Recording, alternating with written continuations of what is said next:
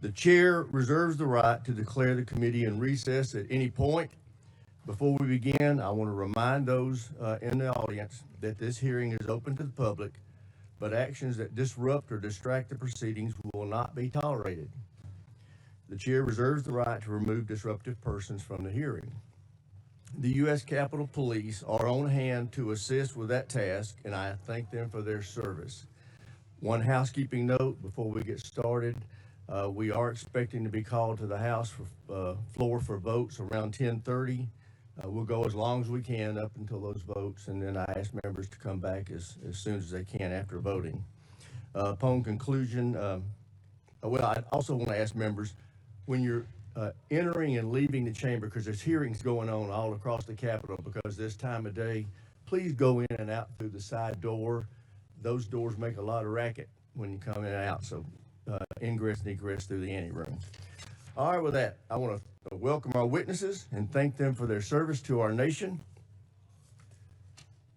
We are meeting today to review the Pentagon's FY27 budget request. Each year, the budget presentation gives us the opportunity to take a hard look at the threats we face and our ability to deter and defeat them. It helps us decide on a level of investment that will actually secure our homeland and protect our interests across the globe. Here are the facts that underlie this year's budget request. We are confronting an unprecedented global threat environment with multiple adversaries working together to undermine our security and that of our allies. They are building alliances and supporting each other with drones, munitions, missile technology, and energy supplies. And China is leading the charge against us. As you can see from this graphic, 25 years ago, the PLA was just a defensive force with little ability to project power beyond their borders. Today, the PLA is a modernized military force capable of projecting power well into the Pacific. Their rapid military buildup has delivered thousands of new ships, subs, missiles, and space assets that severely challenge our ability to safeguard our national security interests in the Indo-Pacific.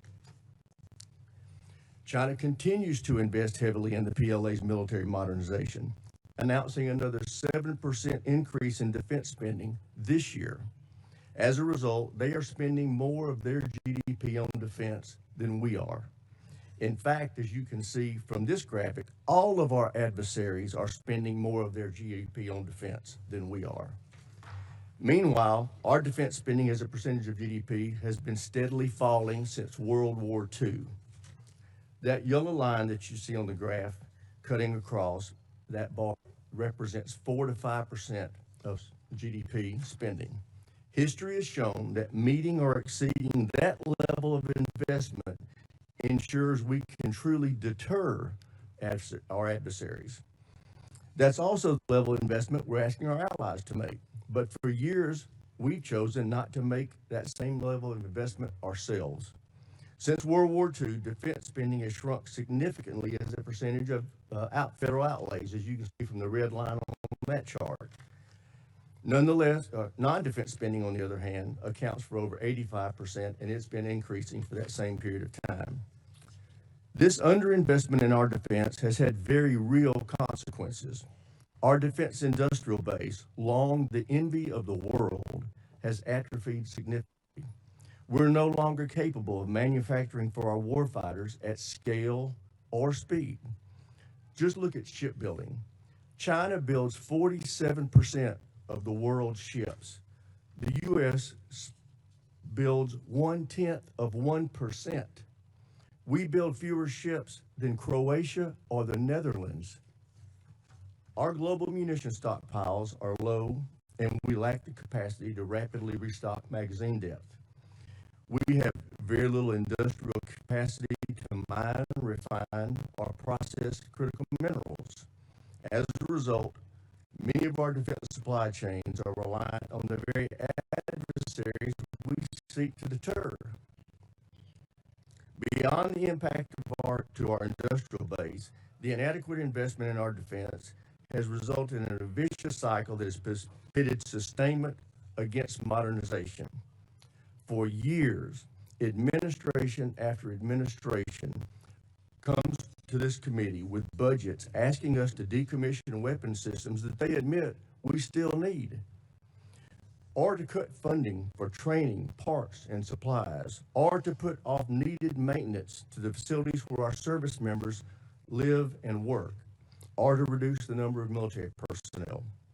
These budgets have asked us to make these sacrifices and accept the near-term risk so we could afford to reinvest in military modernization, which is something we desperately need to do. But we in Congress consistently rejected this mutually exclusive choice. Instead, we divided up the limited budget we were given and made a worse choice. We underfunded both sustainment and modernization. The result is we don't have near enough munitions, ships, aircraft, or autonomous systems to ensure dominance against every adversary.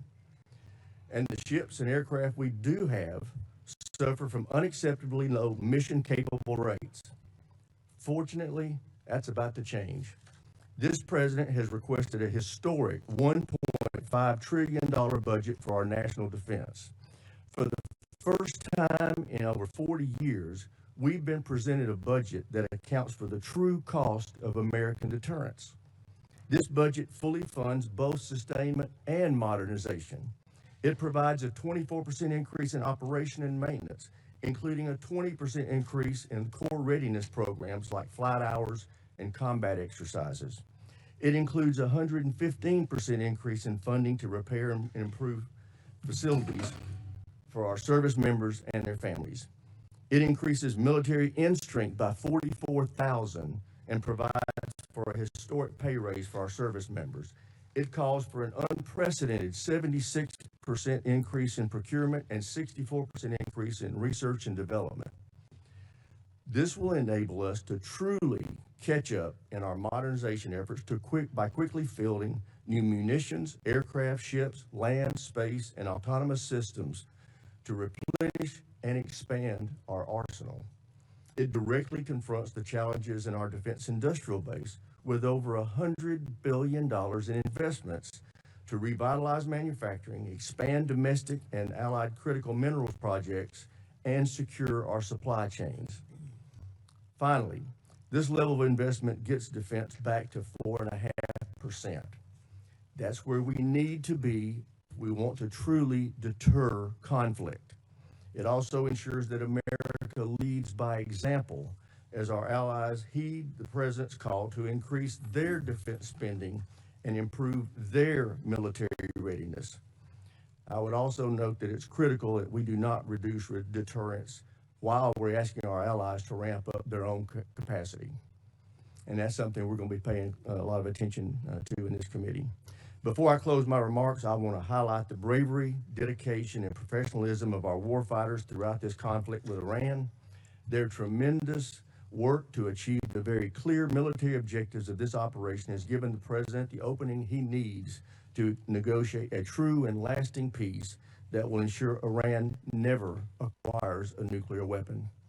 Mr. Secretary, General Caine, thank you for being here. I look forward to hearing how this budget request will ensure our military can preserve American deterrence for generations to come. And with that, I yield to my friend, the ranking member, for his opening statement. Well, thank you, Mr. Chairman. I appreciate those opening remarks. I want to start by agreeing with you on the last point. Our troops have performed incredibly well in the last 15 months. They have been asked to do more than anyone expected, and they have demonstrated the incredible capability of the United States military. I think we should all recognize that.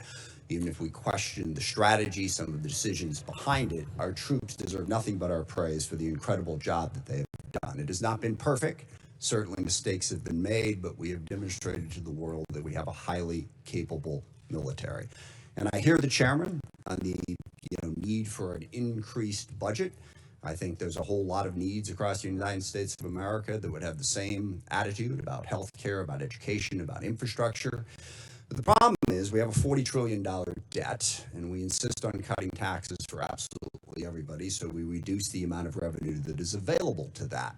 We also have to have a national security strategy that lives within a sound fiscal picture. Most experts would say that the most profound threat to our national security right now is exactly that, is our fiscal picture. How are we going to continue to be able to afford to fund the things we need to fund as we run the debt ever higher?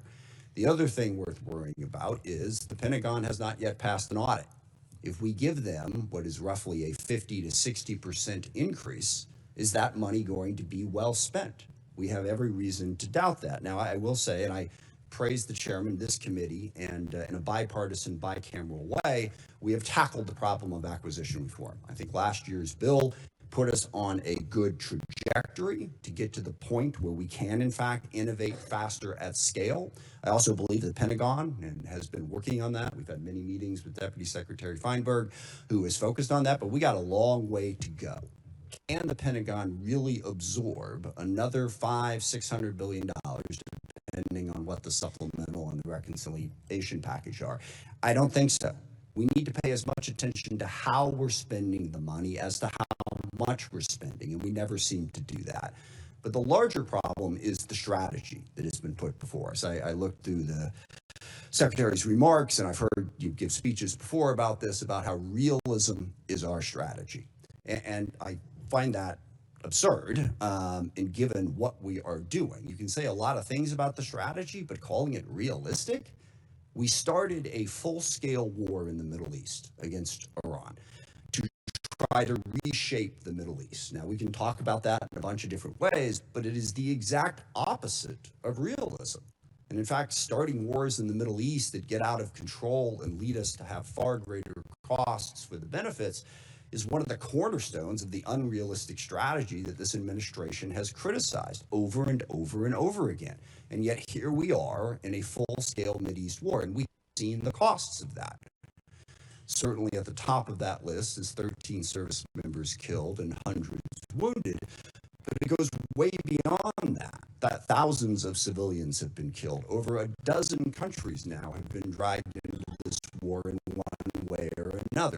The Israel-Lebanon war has exploded since this war started. We now have a conflict between the Shia militias in Iraq and Kurdistan that is straining, to put it mildly, our relationship with Iraq, and also causing greater chaos throughout the Middle East. We've seen the impact on the economy. Certainly here at home, gas prices up by over $1. The impact of the fertilizer increase is going to come later as food prices skyrocket. But what is happening to us is a small part of what's happening to the rest of the world. Certainly the Middle East's economy has been tossed up in the air, but dozens of countries are rationing gasoline as we speak and experiencing extreme economic pain because of this war. So there's nothing realistic about that. And one of the big questions that we need to get answered today is, where is this going? What is the plan to achieve our objectives? We've seen the cost, and the cost is very, very high. All we keep hearing on the objectives is we keep seeing all of the targets that we have struck. And again, that is an incredible accomplishment from a tactical standpoint. I think the proficiency of our military has been on display, but we're not in this for a tactical advantage. We're in this to fundamentally change Iran. And as we sit here today, Iran's nuclear program is exactly what it was before this war started. They have not lost their capacity to inflict pain. They still have a ballistic missile program. They're still able to blockade the Strait of Hormuz and have the ships that are capable of doing that. What is the plan to get that to change? And most disturbingly, the president keeps telling us that it's over. What was it, a week ago Friday, the president announced that Iran had agreed to give up their nuclear program, to give up their ballistic missile program, to stop support for terrorist groups, to reopen the Strait of Hormuz. The only problem with that is literally none of that was true. He was completely making it up. It wasn't. Iran hadn't even agreed to meet with us, as became embarrassingly clear as the day spun out and poor J.D. Vance had to keep going back and forth to the airport. We never even had a meeting. So wish fulfillment is not really a strategy. I mean, maybe the president thinks he's doing some sort of Jedi mind trick and can tell Iran, you will give up your nuclear weapons, and they automatically will. But that's not working. So what we need to hear today is what is going to work. We have 50,000 troops in the region who are still at risk. How are those tactical victories going to translate into some sort of strategic success? And by the way, this is one of the things that realism recognizes. You can win a whole lot of little small battles, and lose the war, which is why you don't stumble into the war in the first place. But at the same time, we're doing all of this on our own as we increasingly push away all of our allies. Sometimes just because we want to do what we want to do, but we don't want to have to consult them. Sometimes just gratuitously insulting them. I mean, in the middle of this war where we were asking NATO to come join us, the president took time out to insult President Macron and his wife. Okay, how is that helping us to try and belittle everybody in the world? And I also, for the people who are criticizing NATO over this war, I will remind people that NATO is a defensive alliance. What that means is every country in it pledges to defend a country if attacked. And when we were attacked on 9/11, that's what NATO did. They put in Article 5, and for 20 years they fought beside us. NATO is not if any one of the countries decides to unilaterally and unwisely start a war precipitously that everyone else is supposed to join. That's not the way it works. So berating and belittling our allies after we did that and driving them ever further away from us, how is that realistic? Not only are we going to try to reshape the Middle East, but we're going to do it alone while we're pushing everybody away from us. And then we have other tools in our arsenal. You see that those numbers on the budget, but the State Department's really important. Development is really important. These are ways to achieve our ends, and we have moved away from that. We got rid of the entire USAID, literally causing the starvation of children in countries where we had pledged to provide food, causing massive healthcare disruptions, people literally dying because we cut that off. In diplomacy, we have sidelined, again, the entire world. France and the UK have brought together 44 different countries that have an interest in trying to open up the Strait of Hormuz. We've pushed them all aside. And then we've even pushed aside our own diplomatic corps. We have a very, very talented State Department. I praise today the talent of our military, and I will stand by that. They deserve that praise. Our diplomatic corps deserves that praise too. But we've shoved them all to the side in favor of two real estate guys who are going to go negotiate all the deals in the world, which to date, by the way, has yielded exactly nothing. So there's nothing realistic about starting a war in the Middle East, going it alone, and pushing aside all diplomacy and all development and all other tools in our arsenal. And on top of that, of course, we also want to dominate the entire Western Hemisphere, including apparently annexing Canada and invading Greenland. How is any of that realistic? And then the administration comes before us and asks for what is a hopelessly unrealistic budget in this environment. Back on that chart there, when we were showing how much money we were spending on defense, we had a balanced budget. We had a surplus many years. We don't have that anymore. So call this strategy whatever you want to call it, but please don't call it realism. It's not. Forgive me, it reminds me of one of my favorite lines from A Princess Bride. It's a tense morning. I want to lighten it up a little bit. And the guy keeps saying, inconceivable, when things happen. And finally, the guy says to him, you keep using that word. I don't think you know what it means. I don't think we know what the word realism means. So please, can we not have the realism conversation? Let's have the conversation about what the strategy actually is. And I'm sure you have a different definition of it than I do. But as I look at it, the strategy seems to be to use as much violence, as much threats, as much coercion as possible to bend the world to our will. I think that is a very dangerous strategy because one of the oldest cliches in the military is the enemy gets a vote. And we may think that we can stand up and talk tough and talk about how strong we are and how we're burying our enemies and they're begging for a deal. We can do that all day long, all right? But the enemy gets a vote.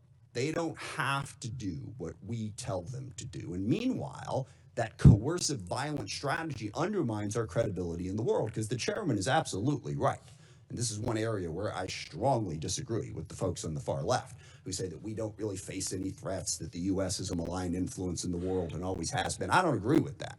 China, Russia, Iran, North Korea, Hezbollah, Hamas, the Houthis, variety of other transnational terrorist groups, including, yes, narco-terrorists and human traffickers over here. They all are trying to weaken us, all right? They don't want a rules-based order. They want to play by their own rules. They want to push us aside.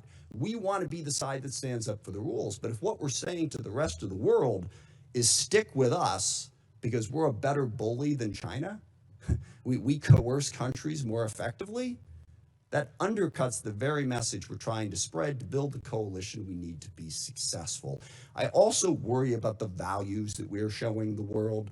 When the president threatens to kill off an entire civilization, that is the message coming out of the United States of America. If we are going to be this big, powerful force that throws our weight around the world wants to know at a minimum that we're doing it for the right reasons and with a sense of values to protect people, not to destroy entire civilizations. And we all hear that and we all go, well, gosh, he probably doesn't mean it. Well, that is so reassuring, okay, that he's just making it up. We're supposed to be the United States of America. I grew up on stories of the U.S. at the end of World War II being the country that the Germans wanted to surrender to, not the Russians, because they knew they could trust our values. We don't seem to care about those values. No rules of engagement. Give them no quarter, all right? That is not who we are supposed to be. And just one final point on that, the girls' school that got hit in the first days of this war. There is absolutely no question at this point what happened. We made a mistake, and that happens in war. We identified this target based on earlier charts, and yet 2 months after it happened, we refused to say anything about it, giving the world the impression that we just don't care. We do not care about the casualties and the chaos that is caused by our war, and we should care, even if we want to prosecute that war. Now, I agree with the chairman. We need a strategy. We face the most complex threat environment that we've faced in a very, very long time. So we really want to hear from the administration. Don't give us this realism, chest-thumping stuff. What are we really going to do to meet those threats, to deal with the challenges we face? And I'll close just by saying, one of the other ironies of this, of course, is we have a great example in the world right now of what our strategy should be and where our values should be. And that's Ukraine. And I'm really curious, here we are, we roll out the red carpet for Vladimir Putin. We belittle and insult President Zelensky in the White House. He has no cards, right? Well, here we are a year after that. Looks like he had a couple cards to play because Ukraine is actually winning against Russia. Ukraine, a sovereign democracy standing up against a brutal, oppressive, coercive dictatorship. And we can't even bring ourselves on a consistent basis to say, we are with Ukraine and we are against what Putin is doing, and stand up and support them. So I want to see that strategy to meet the complex threat environment that we have. But simply saying we've already won and boasting and bragging and trying to belittle and insult the entire world, that's not going to get us to the posture that we need. So I hope we have a conversation about how we can build a strategy that makes sense and is actually realistic. With that, I yield back. I thank the ranking member for his opening statement. Now I'd like to introduce our witnesses. And we have the Honorable Pete Hegseth, Secretary of War, General Dan Caine, Chairman of the Joint Chiefs of Staff, and they are being accompanied by Mr. Jay Hurst, Acting Chief Financial Officer and Comptroller for the Department. I also want to welcome the Secretary's wife, Jennifer. Welcome to our hearing. Glad to have you here with us today. And with that, Mr. Secretary, we'll start with you. You're recognized. Well, thank you, Mr. Chairman. Ranking Member Smith, distinguished members of the committee, we appreciate the opportunity to testify in full support of President Trump's historic $1.5 trillion fiscal year 2027 budget request for the Department of War. The President's budget request reflects the urgency of the moment, addressing both the deferment of longstanding problems as well as positioning our forces for both the current and the future fight. We think divesting to invest is a strategy of austerity. I'm honored to appear alongside General Dan Caine, Chairman of the Joint Chiefs of Staff, as well as Jay Hurst, our Comptroller, or Chief Financial Officer. I'd like to start by thanking this committee and Congress for your partnership in securing the investments needed for a stronger, prouder, and more secure America. I think what our troops have demonstrated to the world over the last 15 months are a reflection of that. A nation's ability to build, innovate, and support the critical needs of its warfighters at speed and at scale is the foundation upon which its survival rests. However, upon taking office on January 20th, 2025, President Trump inherited a defense industrial base that had been hollowed out by years of America Last policies, resulting in a diminished ability to project strength. Under the previous administration, we were focused on offshoring and outsourcing, riddled with cost overruns and degraded capabilities.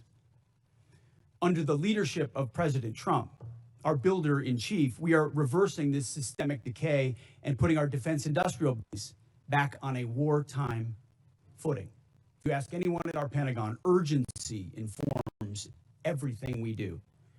We're rebuilding a military that the American people can be proud of, one that instills nothing less than unrelenting fear in our adversaries and the utmost confidence in our allies. We fight to win in every scenario. The $1.5 trillion FY27 budget put forward by the President will build upon the historic $1 trillion FY26 top line and continue to reverse the 4 years of underinvestment and mismanagement of the Biden administration.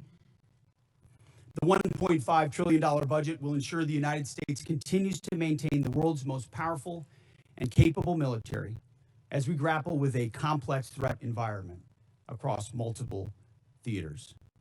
Not to mention, this budget also includes a historic troop pay increase, 7% for lower enlisted, and the budget eliminates all poor or failing barracks.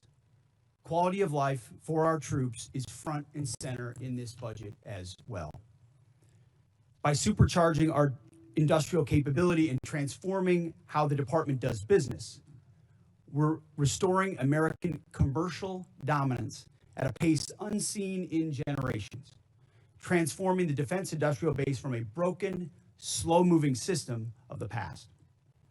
We have flipped the Pentagon acquisition process from a bureaucratic model to a business model, 180, decisively moving from an acquisition environment paralyzed by bureaucratic red tape into an outcomes-driven organization focused on delivering the most at cost, at scale for taxpayer dollars.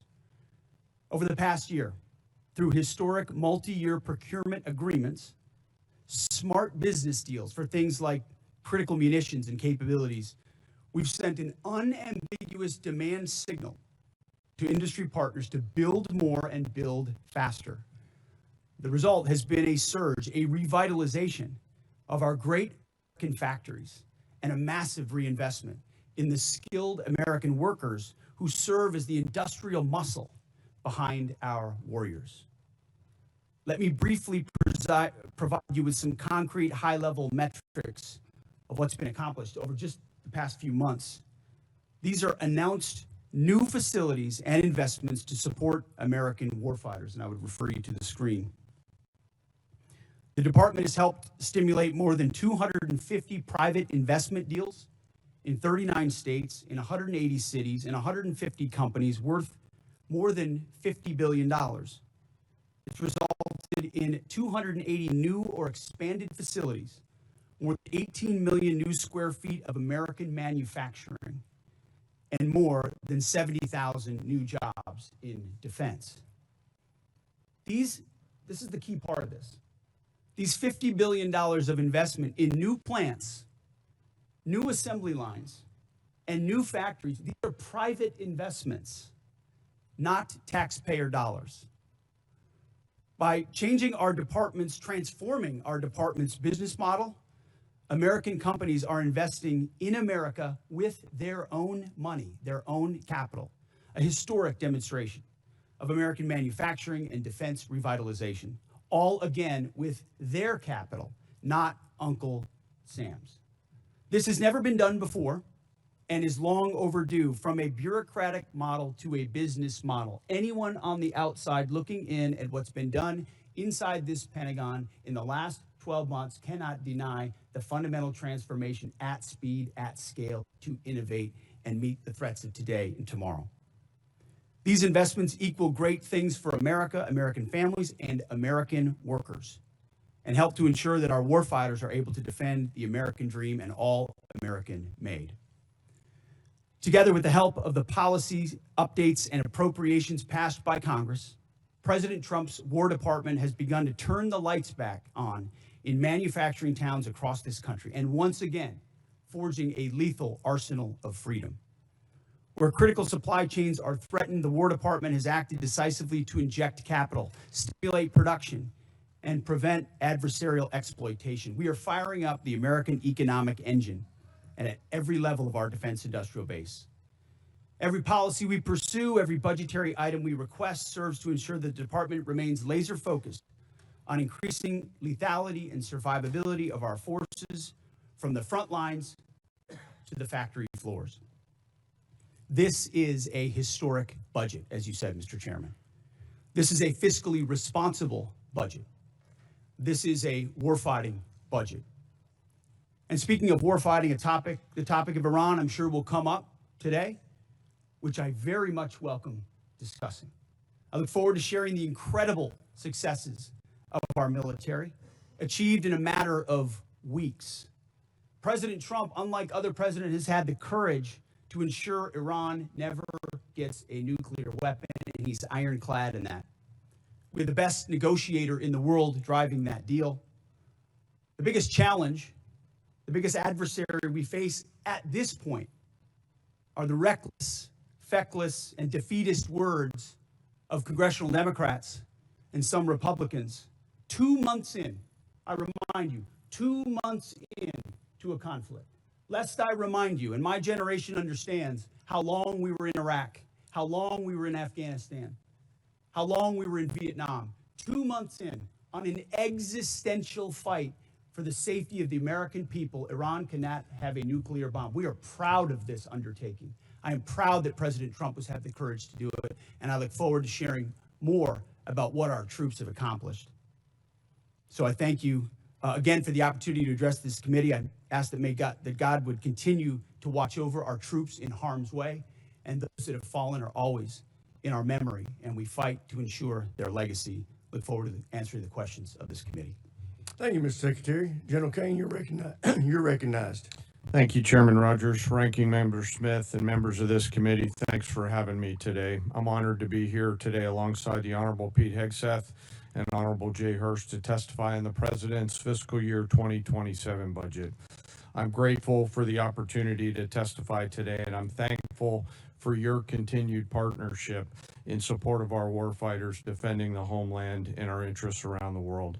It's a privilege to speak with you today about the foundation of America's strength, our 2.8 million members of our joint force.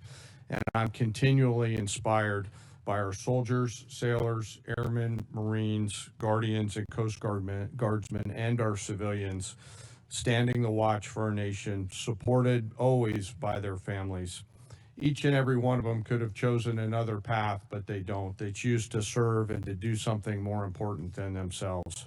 And every day they meet the nation's challenges, from combat operations to critical support roles, with the courage, tenacity, and grit that keeps our nation strong and secure. I would also like to express my deep gratitude for the 39 members of our joint force who've passed away during my time as the chairman, including 14 who've passed during Operation Epic Fury. As the Secretary said, we are deeply grateful for each of them and their families, and their names will never be forgotten.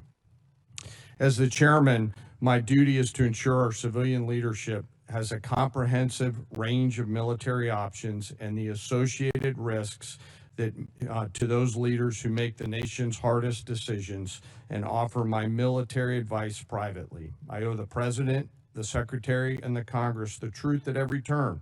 My blueprint for this role is General George C. Marshall.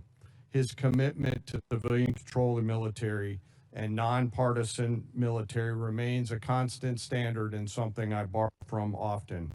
I strive daily to emulate his candor, delivering the facts to our leaders and telling them always what they need to hear, not always what they want to hear. And once a decision is made, executing it with absolute dedication, and that is the demand of our profession. I sit here today before you representing our incredible joint force. And I want to emphasize my commitment to this committee and the Congress that I will always follow General Marshall's steadfast example as by providing clear and candid nonpartisan military advice and working together with our civilian leaders to ensure that our military does the things that we must do, being prepared to deter and defend our nation, and if called upon, win our wars around the world. America's joint force is operational at its core, purpose-built for the realities of a complex and ever-changing world. We are organized, trained, and equipped to execute the most demanding missions across the globe with unrivaled precision.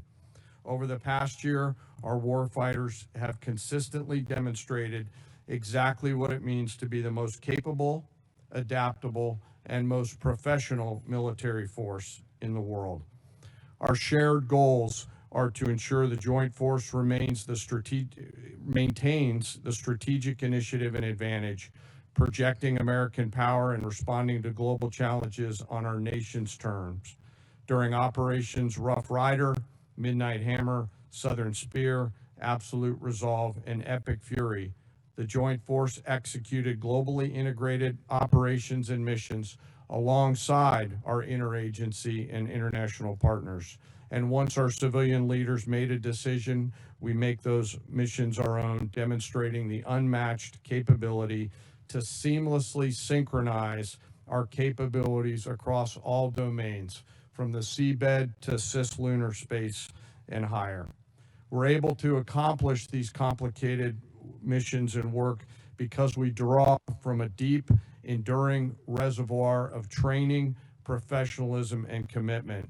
Our operational tempo is high, but we're designed to sustain and rebuild our strength continuously. We build readiness every day. We train professionals every day. We learn and sharpen our edges every day by being learning leaders. And I am incredibly proud to be a member of this joint force team, proud of the team and proud of the commanders. As the chairman and the ranking member both said, we live in complex and dynamic times where global risk is scaling. The complexity of today's modern battlefields demands our constant adaptation, innovation, and partnership with this Congress. As a joint force, we're up to the challenge. We're built for this environment. However, continued success is not guaranteed by past achievements. It must be secured through forward-looking partnerships with Congress. And to drive this pace and change and maintain our superiority, we need timely, predictable, and sustained investment. The resources we discussed today are critical to modernizing our force and ensuring that whatever threats emerge in the future, that your joint force is ready to meet those challenges, to protect our interests and defend our nation. As the Secretary said, the President's fiscal year 2027 budget supports the Department's goals of recharging the Defense Industrial Base and the National Industrial Base, ensuring our military is ready, securing our military advantage. Within the joint force, the uniform side, our priorities remain the same, ensuring our warfighters are properly armed, globally integrated, and ready, while always taking care of our people. And what truly sets our people apart from other militaries around the world is the 1.8 million members, enlisted members of our force, who maintain readiness beyond reproach and are the envy of every other nation. I'm joined today by the Senior Enlisted Advisor to the Chairman, Dave Isom, who's here with me today representing the 1.8 million members of the enlisted force. He is a great American, not an Americant. While we face dynamic and a dangerous world, I have the absolute trust in the extraordinary men and women who come and volunteer to serve our nation within our joint force. They execute the missions quietly every day, and coupled with the American spirit, outthink, outcompete, and relentlessly innovate, we will maintain our decisive edge, but doing so requires your partnership. We stand ready today to answer our nation's call It remains the honor of a lifetime for me to serve alongside the members of this joint force. And as we sit here today in this important hearing, I ask us all to remember our deployed teammates who are out there right now doing our nation's business. And may we again always remember our fallen who've given us the gift of an incredible example, and their family members who continue to show us what courage and grit look like. Thank you again for your enduring support, and I look forward to your questions. Thank you, General. I recognize myself now for questions. Secretary Hegseth, thank you for undertaking the Arsenal of Freedom tour and the great work the department's doing to help enhance our capacity in our defense industrial base. Could you tell us how last year's reconciliation bill helped enable what you have been able to do, and what you think this year's FY27 budget request will do on that front? Well, Mr. Chairman, thank you for your leadership and your support on that topic. I mean, coming into this position, we fell in on a lot of the reforms you and this committee have been advocating for a long time, looking for somebody that was willing to run with them. And our department have run with those. And that reconciliation bill last year was kind of the rocket fuel to initiate President Trump's priorities in this department. So we fell in on a department that was focused on a lot of the wrong things, going in the wrong direction. And with reconciliation, we were able to put $22 billion in shipbuilding, $22 billion into Golden Dome, $25 billion into munitions, established drone dominance, which we're continuing to do this day in this next budget funds. So getting in front of that budget cycle, which had been notoriously unpredictable, coming out of the continuing resolution of FY25, to fund this and then a historic bill in FY26, laid the groundwork for this historic budget to ensure that we're not coming at a cold start here. We came into this administration. Reconciliation was a beautiful tool. We were able to use that through that one big beautiful bill to fund the priorities of this department. We spent on $4 billion on barracks, started immediately getting after the quality of life of barracks. Because of the austerity of the Biden administration, we traded off of maintenance, traded off of quality of life to try to fund other things operationally. This budget stops that cycle and both invests in sustainment and modernization, which is something that's critically important. So without that reconciliation bill, I think, Mr. Chairman, we'd be in a very different place. So thank you for that. Great. Well, as you are aware, the expansion of the defense industrial base is the principal focus of this year's NDAA. So in addition to enacting this budget request that's been submitted, we want to work with you to enhance the department's statutory authorities to improve the capacity of our DIB. What additional changes in law, such as the additional multi-year block buy authority, would you recommend that we pursue in this year's NDAA? A few aspects of the acquisition transformation that's been undertaken by Undersecretary Duffy in acquisitions and sustainment. So there's some aspects of that we'd like to codify even more. But you mentioned it, multi-year procurement is incredibly important and one of the most important parts of this bill. When this committee and this Congress funds those things, companies are already breaking ground on tens of billions of dollars of new plants. You name we've got 14 in our ammunition council that we're focusing on certain ammunitions. There are 14 that are critical. PAC-3s, SM-3s, SM-6s, THAADs, Patriots, Tomahawks, AMRAAMs, JASSMs, you name PRISMs, you name them. We were building them at too slow and too low a level. Now the companies are going to pay for those factories and those production lines. And when Congress gives those 5 to 7 year demand signals, they'll then fund it, not just, hey, can we get 10 more per month, but can we 2x, 3x, 4x the production, pay for it now, and the companies invest accordingly. So it's been a critical aspect of some of what we've done so far, but we need more of those 5 to 7 year investments. Great. General Caine, what does the $1.5 trillion budget mean for the warfighter and our ability to project forces and secure our interests around the globe? Chairman, in my view, this represents a historic down payment on future security. If the budget is approved and ultimately deployed, as we look at the character of warfare changing very, very fast, what's layered in to this budget by our civilian leaders will allow us to start getting ahead of where technology is evolving. And as I mentioned, the character of warfighting is changing pretty quickly. Mass, simultaneity, autonomy, undersea, space, cyber, information, all of those ways that are now manifesting themselves on the battlefields around the world require a higher end of capital investment, and that's why we're grateful for the opportunity to have this budget make its way to the joint force. So it's an important down payment on the future here, sir. Great. Thank you. Thank you, sir. With that, I yield to the ranking member for any questions he may have.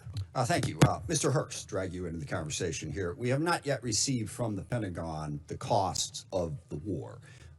So just for the record, we'd like to get that as soon as possible. Certainly the munitions expended, but also underreported is we've had a fair amount of equipment destroyed, including 2 C-130s with the rescue of our downed airmen. So do you have either A, a cost estimate coming to us anytime soon, or B, a specific supplemental request? Thank you for that question. So approximately at this day, we're spending about $25 billion on Operation Epic Fury. Most of that is in munitions. There's part of that is obviously O&M and equipment replacement. We will formulate a supplemental through the White House that will come to Congress once we have a full assessment of the cost of the conflict. Sure. So you're saying the full cost at this point is $25 billion? Yeah, that's our estimate for the cost. Okay, interesting, because I'm glad you answered that question, because we've been asking for a hell of a long time and no one's given us the number. So if you could get those details over to us, that would be great. Mr. Secretary, you mentioned the nuclear aspect of Iran and the war.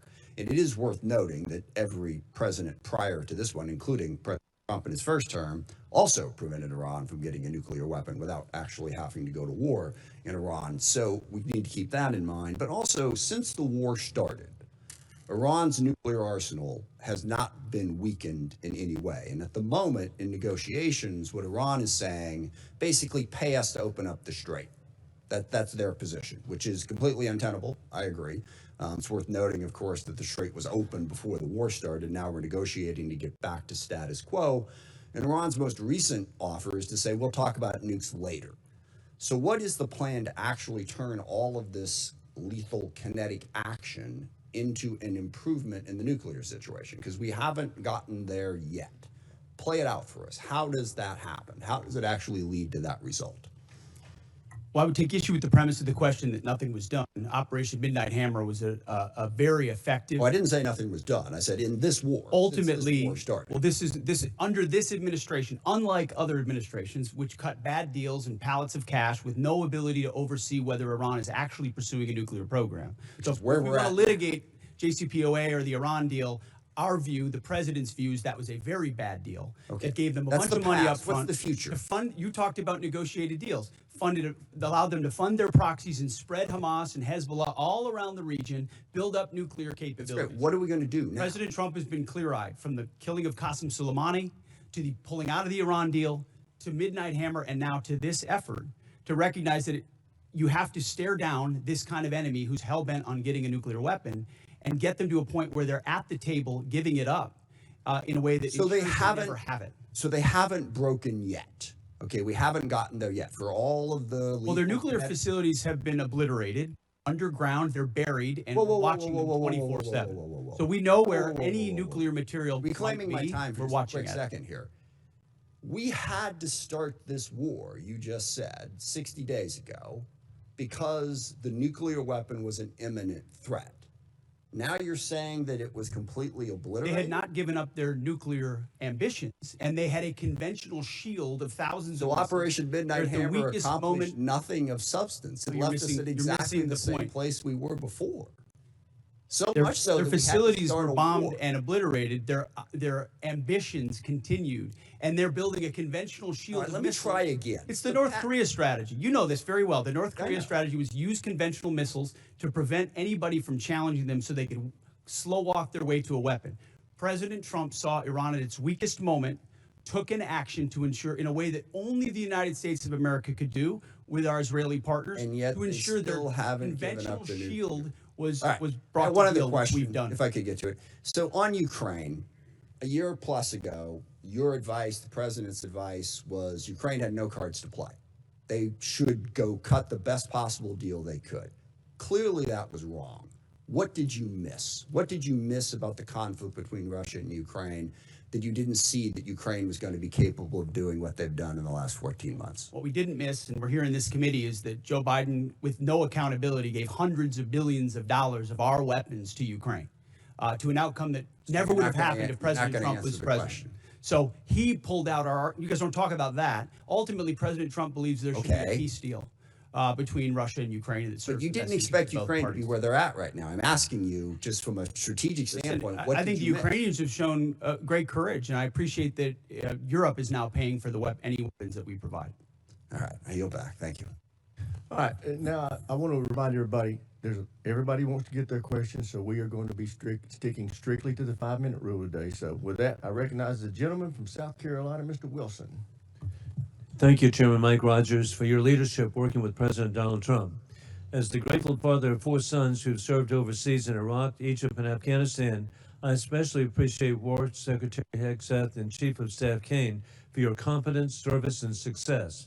Military families have never been more appreciated than today, and our enemies of dictators now understand peace through strength. Dictators historically are on the run. With your leadership, President Trump has given Syria a chance with President al-Shara replacing dictator Assad from Damascus, who now lives in Moscow. Dictator Maduro is correctly in a Manhattan jail, as you successfully revealed in Caracas that the war criminal Putin air defenses do not work. The Chinese Communist Party radar failed, and Cuban mercenaries were expendable. The Cuban dictatorship is failing, and the ultimate mass murderer, dictator Caine, is dead in Tehran, Iran, joining the 35,000 people he murdered this year. With your leadership, American morale has never been higher, and hopes for freedom of the oppressed people of Iran, Cuba, Russia, and China have never been higher. And it's just an exciting time to be here with you. And Mr. Secretary, we continue to see the growing nuclear threat of our adversaries as they expand their capabilities, with the largest military buildup in peacetime in world history by the Chinese Communist Party. How critical is it that we continue, as at the Savannah River site in South Carolina, to develop the plutonium pit processing so that we have modernization? Well, Congressman, I appreciate that question. On nuclear modernization, this budget funds $71 billion to modernize the triad in ways that we had neglected to do, and our nuclear triad underwrites everything. But I really appreciate your opening statement. I think something that obviously the media doesn't want to cover and doesn't want to talk about is the historic record-breaking surge in recruiting in our ranks. 30-year record in recruiting of Americans wanting to join our joint force, wanting to put the uniform on. We're meeting recruiting goals halfway through the year. We couldn't meet our recruiting goals under the previous administration. Under Joe Biden, Americans didn't want to join the military. We couldn't get it. Now we have to turn people away and push them to the next fiscal year. That's why this budget grows our force by almost 50,000. Ultimately, additional troops into the force that we believe we can recruit. That's the best vote of confidence I can imagine. Well, hey, even better, hey, Mr. Secretary, you're really understating. Leaving no airmen behind. Hey, what an inspiration on Easter Day. God bless y'all and what you've achieved. With that in mind, too, General Caine, with your VMI military perspective, war criminal Putin is losing in Ukraine, as his 30-day special mission is now 4 years of, as the Secretary has identified, courageous Ukrainian success led by President Vladimir Zelensky.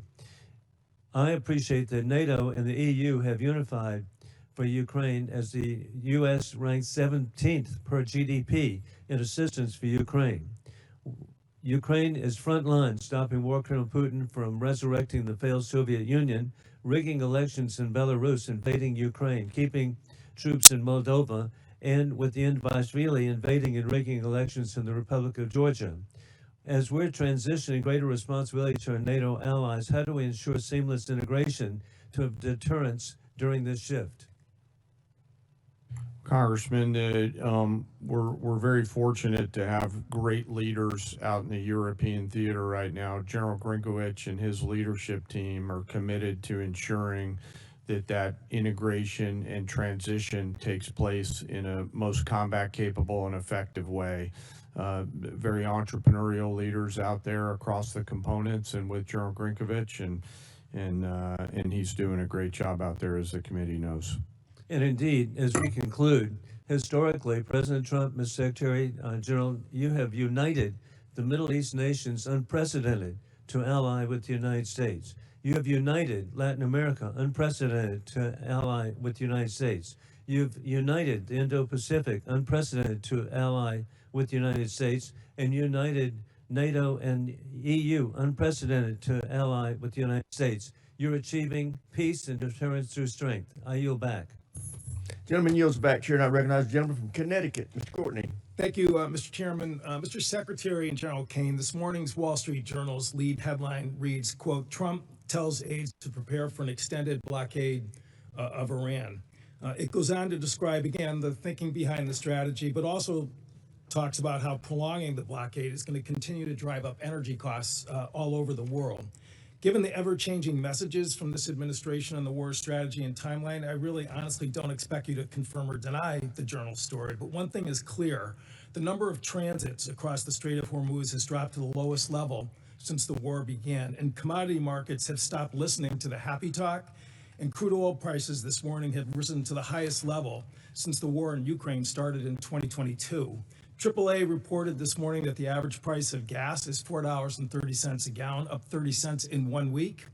Diesel's average is $5.45. My friend Mr. Garamendi says in California it's closer to $8 a gallon. And fertilizer prices have also hammered farmers at exactly the same time they're beginning planting all across the country. Aside from the damage this war has done to American consumers, farmers, and small businesses, I want to focus for a minute on the cost of the war and our military readiness, particularly to other combatant commands. Mr. Secretary, you put out a national defense strategy in January, which listed the threat assessment facing our country. China was number one, with the second largest, most powerful military in the world, of course. Russia's nuclear force clearly was number two in terms of the threat they pose to the homeland. North Korea, which has missiles that actually can reach U.S. territory, was ranked number three, and Iran was described as, quote, and accurately after Midnight Hammer, that Iran's regime is weaker and more vulnerable than it has been in decades. Again, this was before February 28th, when the decision was made to go into the military strikes on Iran. So today we have 3 carrier strike forces in Central Command. The Indo-PACOM, which is where Russia and China are operating their navies, 52% of the globe. We have 1 carrier strike group in Japan, George Washington. And the imbalance in terms of just, what our commitments and frankly, what our national defense strategy, is just blindingly obvious in terms of what this war is doing. Gerald Ford is on day 312 of its deployment. They've gone through fires, plumbing problems, and again, an extended deployment, which in my opinion is hitting readiness as hard as anything I've seen in the time that I've been on this committee. So General Caine, in terms of, again, the carrier strike groups that are over there, assuming that we get to some end game here, Ford is not going over to the Indo-Pacific to buttress the gap that exists there today. They've got to go back into pretty heavy repair and availability in terms of trying to recover from their deployment. So again, in terms of just, the decisions about where we're putting people and putting really the most powerful part of our Navy, can you explain again what that means in terms of the situation in Indo-PACOM, where China is watching? We saw Mr. Rogers' pretty powerful presentation in terms of the buildup that's happening in that part of the world. How does that align with the National Defense Strategy, which was just put out by this administration in January? Well, sir, first I want to echo your comments on the Ford Strike Group. fantastic work by incredible sailors, not just the Ford herself, but the other ships as well, on a historic cruise doing incredible work for the But nation. excuse me, how does that balance with the national Well, defense strategy? yes, sir. Happy to answer the way I think about this. The national security strategy and national defense strategy are frameworks, but a president will employ national force and power based on the political and security situations that a president deems appropriate to use that military force. There's always trade-offs in all of these things. I'm confident that the president always carefully considers these readiness trade-offs, and I'm sure he has done so in this case based on the military options that we've presented with the associated risks and Well, to advice. make a trade going after a regime that's weaker and more vulnerable than it has been in decades, which is quote unquote from the Defense Strategies report, does not, in my opinion, in common sense. Gentleman's time's expired. As you can tell from looking at the dais, votes have been called. So we are now going to stand in recess to the end of this vote. I expect it to take 20 to 25 minutes, but we are now in recess.